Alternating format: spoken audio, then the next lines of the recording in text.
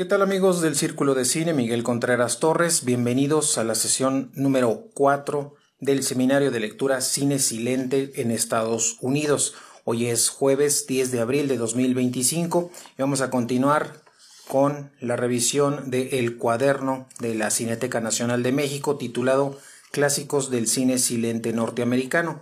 Hoy toca el turno de revisar la trayectoria, la figura de Rodolfo Valentino a partir de la página 21 de este material, una publicación, como decía, de la Cineteca Nacional de México, realizada en el año de 1999.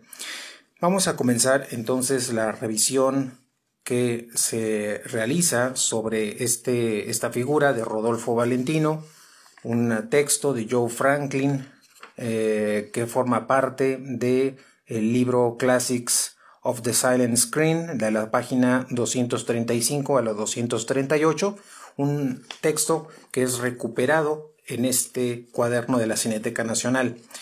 Sobre Rodolfo Valentino, dice Joe Franklin lo siguiente: cuando los cinéfilos, actores y escritores intentan recordar los grandes amantes que ha habido en la pantalla, hay ciertos nombres que inevitablemente llegan a la mente. John Barrymore, que ya se han abordado en este cuaderno, Greta Garbo, John Gilbert, entre otros.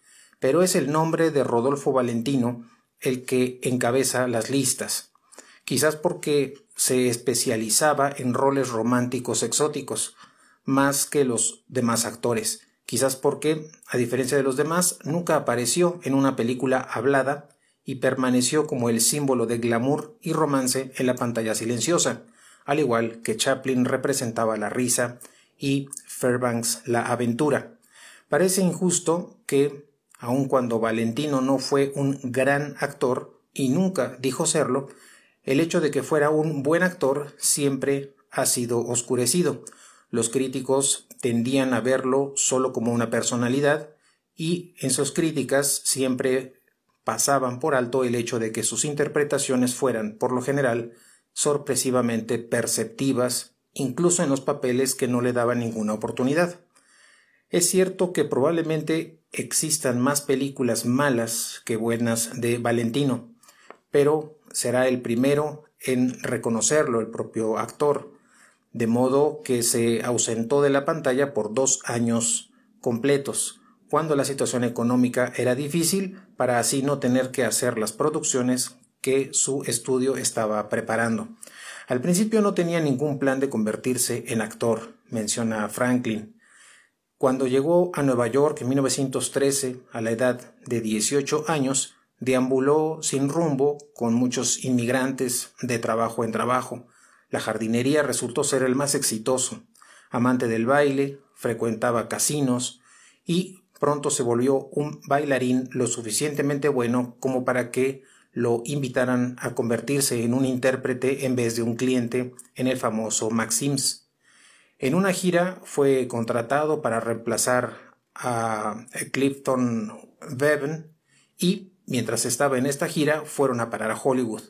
Algunos amigos que tenía ahí, como es el caso del actor Norman Kerry y el director Emmett Flynn, pues lo van a instar a probar suerte en el cine y Valentino lo va a hacer así. En la página 22, Franklin menciona que uno de sus típicos papeles de villano fue con Clara Kimball en The Eyes of Joan, 1919.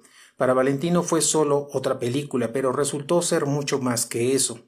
2 años después, un escritor de la Metro-Goldwyn-Mayer recordó lo bien que le había salido esa cinta e insistió que sería perfecto para el papel principal de Los 4 jinetes del Apocalipsis de 1921. Y, en realidad, dice Franklin, estuvo perfecto en esa adaptación de la novela de Blasco Ibáñez sobre un frívolo aristócrata sudamericano que va a pelear por Francia en la Primera Guerra Mundial.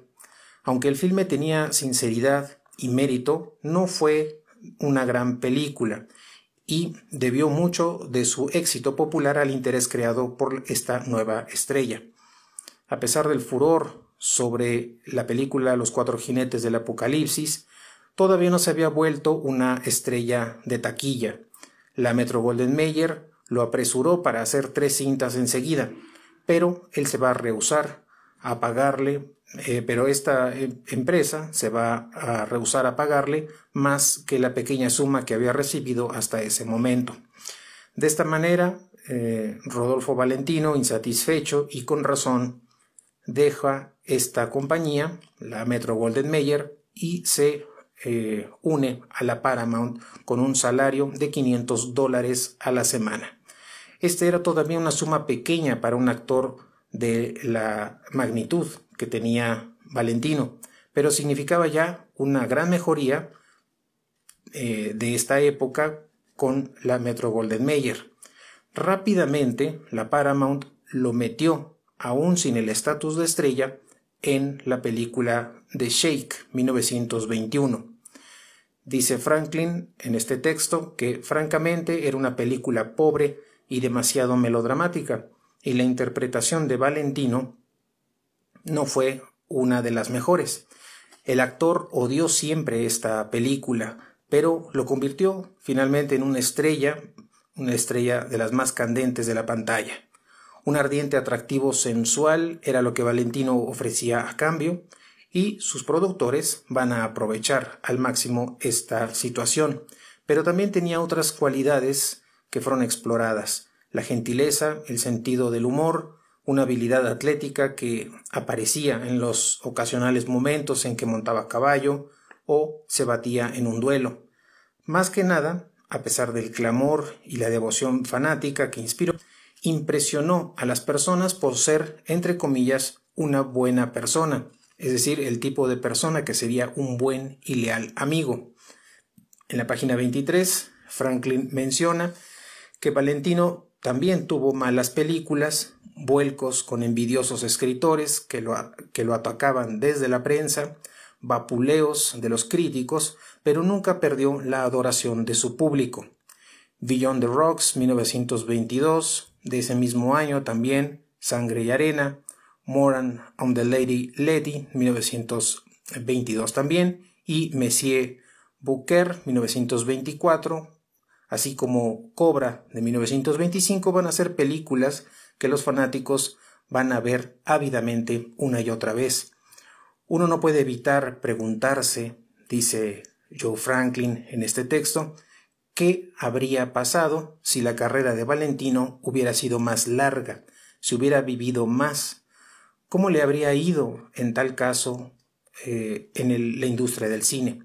Valentino estaba en Nueva York haciendo apariciones ante el público para El hijo del Sheik de 1926, cuando la tragedia llegó y fue llevado al policlínico, un hospital policlínico, para una operación de cálculo biliar.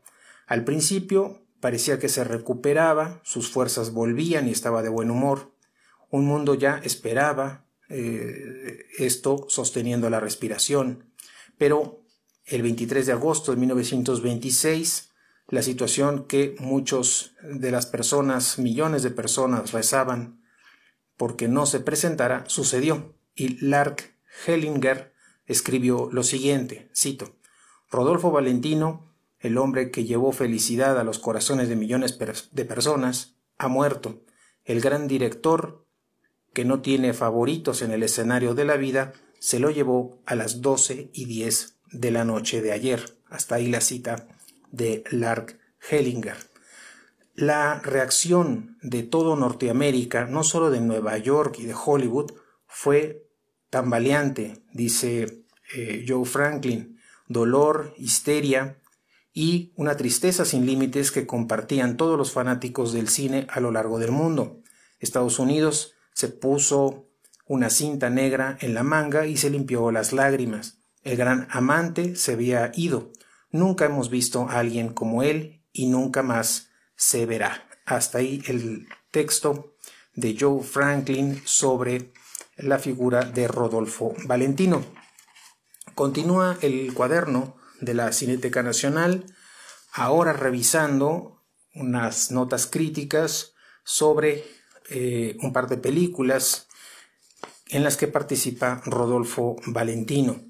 La primera de ellas se llama Sangre y Arena, una producción de la Paramount de 1922, un filme bajo la dirección de Fred Niblo, guión de June Mathis, basado en la novela homónima de Vicente Blasco Ibáñez y en la obra de teatro de Tom Cushing, una fotografía de Alvin Vikoff y la edición de Dorothy Asner, la música de William Perry, en una película de 82 minutos de duración en la que Rodolfo Valentino va a interpretar el papel de Juan Gallardo.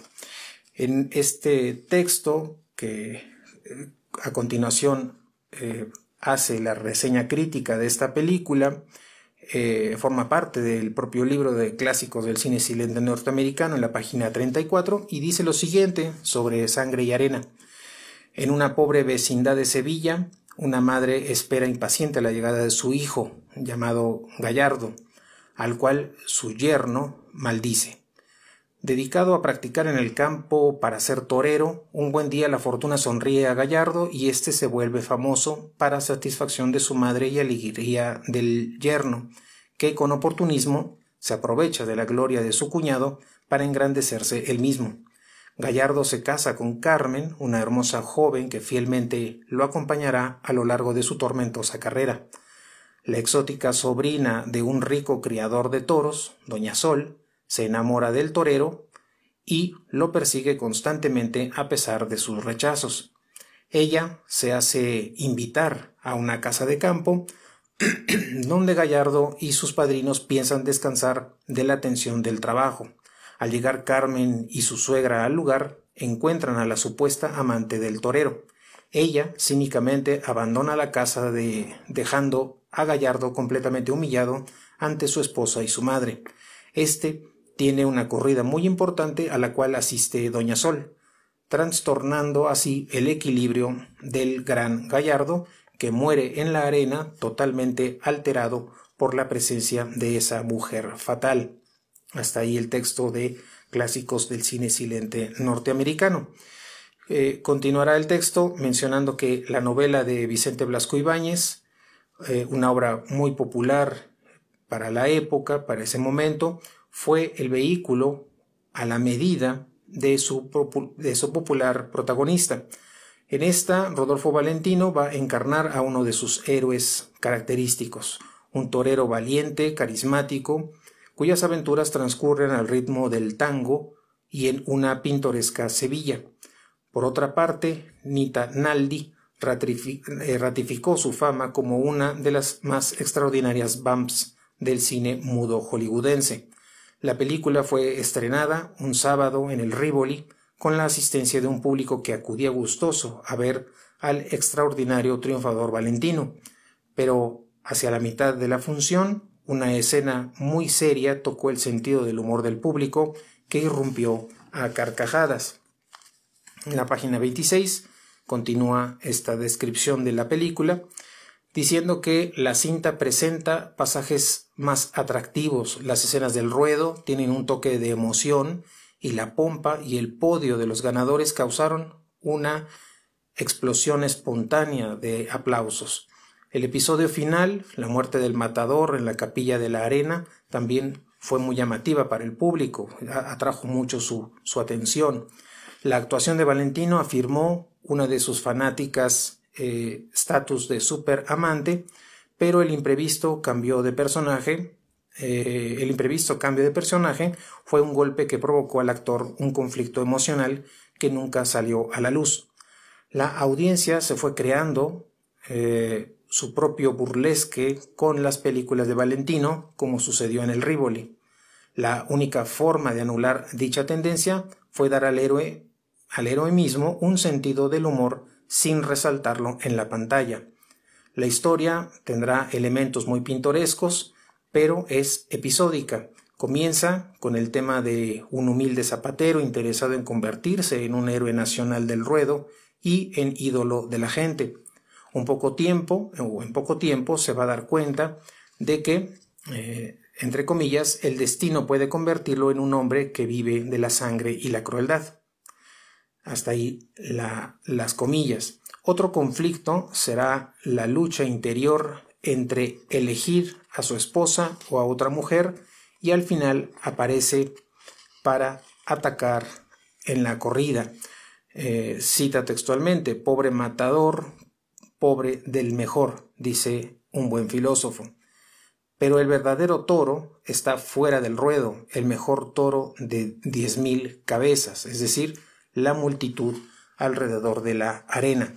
Hasta ahí el texto de autoría de Rush, titulado Sangre y Arena, que fue publicado en Variety, volumen 2, un 11 de agosto de 1922. Otro de los filmes que van a ser comentados en este cuaderno de la Cineteca Nacional es El hijo del Sheik, una película producida por la United Artists de 1926 bajo la dirección de George Fitzmaurice y un guión de Fred de Gresac basado en la novela de Edith Maud Hull.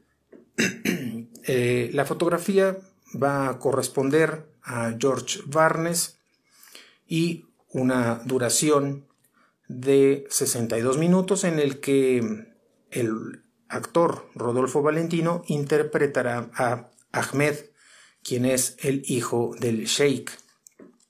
En este trabajo, este comentario crítico a esta película corre a cargo de Joe Franklin, que ya se ha citado, la obra de clásicos del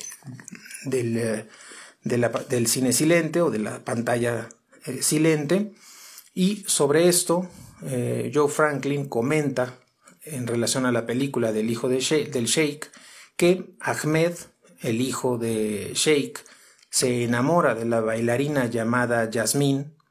El padre de la joven es un escurridizo ladrón que frecuenta la compañía del malhechor Gabá, cuyos crímenes son más numerosos que las arenas del desierto, dice entre comillas el propio Joe Franklin. Capturado, Ahmed es torturado por Gabá, pero logra escapar y busca vengarse. Creyendo que Yasmín lo ha traicionado, la secuestra y se la lleva a una tienda en el desierto, donde la va a violentar. Ahmed empieza a tener sentimientos de culpa por lo que ha hecho a la joven, los cuales se incrementan cuando se entera de que ella es inocente de todo mal. Ahmed sigue a Yasmín al refugio de ladrones de su padre, donde vence a todos los malhechores, dejando a Gabá para el final. Al igual que Greta Garbo, Valentino nunca hizo una gran película. Quizás los dos nombres más magnéticos del cine de todos los tiempos están en estas dos personalidades. No tienen ni un solo clásico entre los dos. Éxitos de taquilla sí, pero películas entre comillas artísticas no es el caso. Sin embargo, El hijo del sheik estuvo cerca de ser una obra maestra en su modo muy particular, dice Joe Franklin. Valentino la hizo en 1926 después de una serie de cintas que fueron, para su manera de pensar, insatisfactorias como filmes y como vehículos de sí mismo. Quería un éxito más bien sólido, alejado de obligaciones contractuales, y estuvo en condiciones de hacer la película que quería.